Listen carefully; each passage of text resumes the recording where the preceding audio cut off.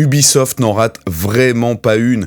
Je sais pas si vous avez vu tourner ce week-end sur Twitter le doublage de Louis-San pour Assassin's Creed Shadow, mais c'est catastrophique. Et c'est pas moi qui le dis, c'est lui-même qui le dit, on va en revenir un petit peu après, mais il s'est pris un torrent de haine, de commentaires, et il a plutôt bien réagi, très honnêtement. Mais ouais, il s'est fait malheureusement insulter de partout parce que c'est tout simplement mauvais. C'est très très très mauvais. Je vous laisse aller voir l'extrait, mais de toute façon, vous allez voir toutes les citations. C'est catastrophique. À en croire si Ubisoft n'a pas fait exprès vraiment de laisser ça et de faire fuiter ça avant la sortie du jeu pour qu'on parle du jeu. Avec toutes les nombreuses polémiques qu'il y a eu à Assassin's Creed Shadow, de toute façon, ce serait même pas étonnant. Donc déjà, on a eu l'avis de Mathieu Touquet, donc qui est un comédien de doublage, qui a expliqué un petit peu comment tout ça se passait. Et eh bien, j'étais d'accord avec lui. Ce qui est très certainement arrivé, c'est que Ubisoft a contacté Louis-San pour lui proposer de participer à la VF de Assassin's Creed Shadow, et c'est comme un rêve d'enfant.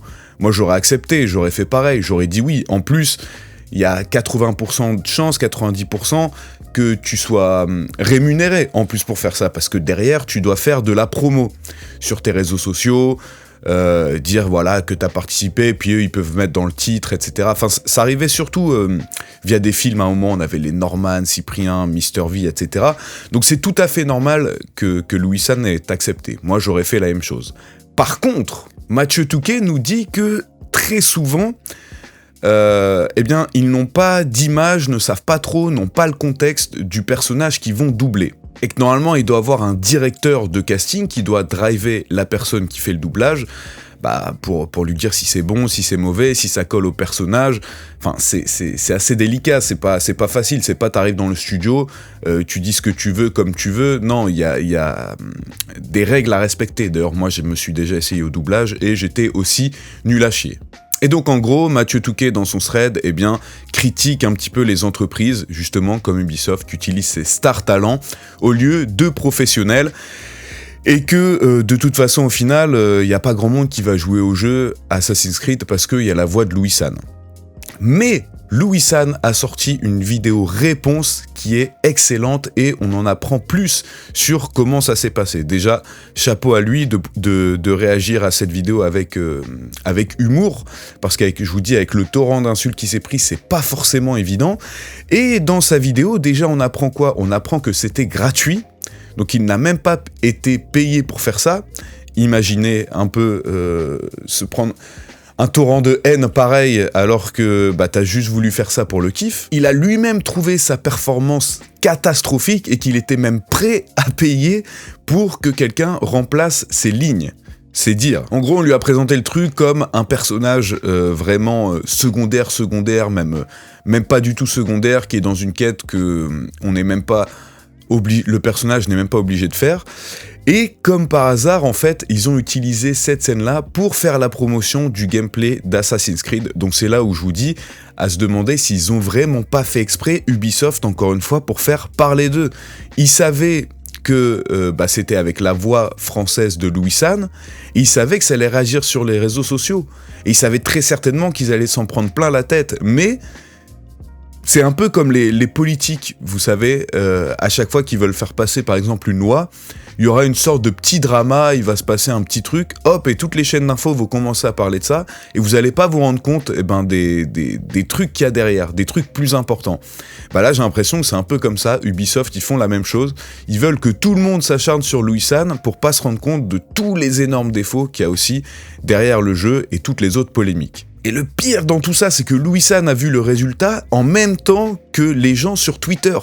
Ils ne lui ont rien envoyé, ils ne lui ont rien fait valider. Vous imaginez un peu comment il a dû se sentir. Bon voilà, après il s'amuse des mèmes qui ont pu être faits pour lui, et au final on apprend que Ubisoft a décidé de supprimer sa voix du jeu. Mais pour eux, je pense que ils ont eu ce qu'ils voulaient, c'est-à-dire encore une fois faire parler du jeu, et ça malheureusement au détriment de Louis-San. Voilà.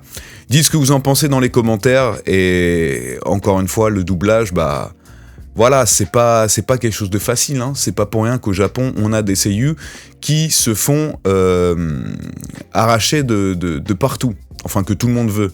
Même si eux aussi, ils ont des gros dramas. Le top 10 des ventes de mangas au Japon entre le 20 janvier et le 26 janvier, avec en premier Medalist, 94 000 ventes, je ne sais absolument pas ce que c'est, je n'ai jamais entendu parler de cette œuvre. Deuxième, Dandadan, 93, troisième, Jujutsu Kaisen, 82, quatrième, Sakamoto Days, 81, et cinquième, Toilet Bond, Hanako-kun, 62. Et je suis surpris de voir Sakamoto Days seulement quatrième avec 81 000 ventes. C'est très peu, c'est vraiment très peu. D'ailleurs, on voit au global le nombre de ventes de cette semaine, c'est pas grand chose.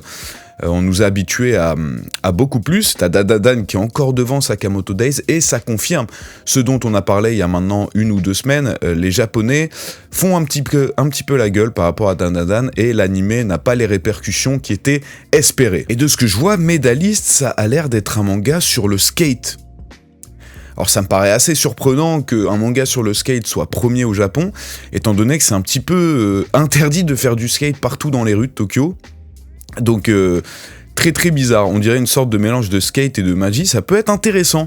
Je sais pas si certains d'entre vous ont déjà lu ou lisent Medalist, mais si c'est le cas, faites-le nous savoir dans les commentaires. Énormément d'actu en bref, donc j'espère que vous êtes prêts, c'est parti. L'anime Devil May Cry qui est prévu pour le 3 avril sur Netflix. Le garçon et le héron du studio Ghibli, réalisé par Miyazaki, vous le savez, est maintenant dispo sur Netflix, le film qui avait pété tous les records de vente et de succès maintenant il y a 2 ans. Donc allez le regarder, qu'est-ce que vous voulez que je vous dise? Le mangaka de Vinland Saga qui nous en dit plus sur ses inspirations, donc Hara Tetsuo, Ken le Survivant, Akira Toriyama, Dragon Ball, et Hoshino Yukinobu de Blue Hole. La saison 3 de l'anime Oshinoko sortira en 2026, on a le droit en plus à un nouveau visuel. Le premier chapitre de Humbers, nouveau manga de football du Weekly Shonen Jump, vient de sortir, à rappeler que c'est fait par l'ancienne assistant du manga de Blue Lock, et la cover du Weekly Shonen Jump de la semaine que vous pouvez voir en mieux, plus détaillé dans ma story Instagram, le lien est dans la description, et que vous pouvez aussi gagner grâce au Patreon. J'ai enfin mis en ligne le Patreon. Puisque certains d'entre vous avaient l'air chaud pour soutenir le Réveil Otaktu et l'émission, je vous explique plus sur la page du Patreon. Pourquoi est-ce que j'ai décidé de faire ça? Bien sûr, toutes les vidéos vont continuer à être gratuites, c'est vraiment pour ceux qui veulent montrer plus de soutien, je dirais, pour l'émission, et continuer à ce que l'émission soit indépendante et que j'aille moins dans tout ce qui est drama, un petit peu titre vous voyez ce que je veux dire, juste pour pouvoir continuer à vous donner de l'info et sans trop me soucier du nombre de vues. Donc je vous explique les paliers. Le premier palier à 3 € par mois, vous aurez votre nom crédité dans l'émission. Le deuxième palier, 5 € par mois, vous aurez en plus accès aux vidéos en avant-première. Bien que les vidéos sortent à 7h du matin, je sais pas s'il y a des gens qui se lèvent vraiment plus tôt que ça, mais ce sera aussi pour les autres vidéos dans le futur, si jamais je reprends les vlogs ou d'autres concepts, on ne sait jamais. Le palier à 10 € par mois qui vous donne en plus la possibilité de gagner un Shonen Jump. Tous les mois, je ferai gagner un Shonen Jump. Vous pourrez choisir sur tous les Shonen Jump qui sont sortis dans le mois lequel est-ce que vous voulez. Donc voilà, là pour l'instant il n'y a personne, donc si vous êtes le seul, vous serez sûr d'avoir votre Shonen Jump. Le palier ultra rare à 20 € par mois qui donnera en plus des vidéos exclusives. Donc j'avais pensé à soit des petits lives où on discute ensemble, ou des vidéos réactions d'animés sur chaque animé de saison.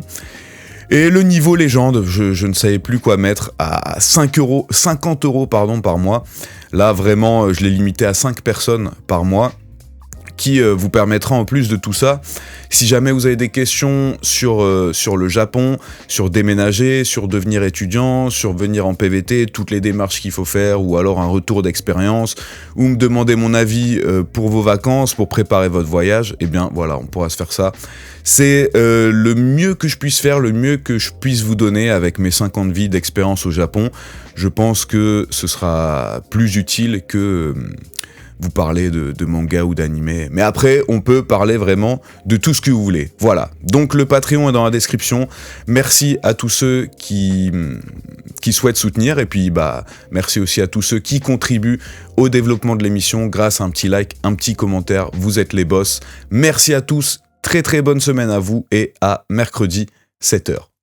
Jana.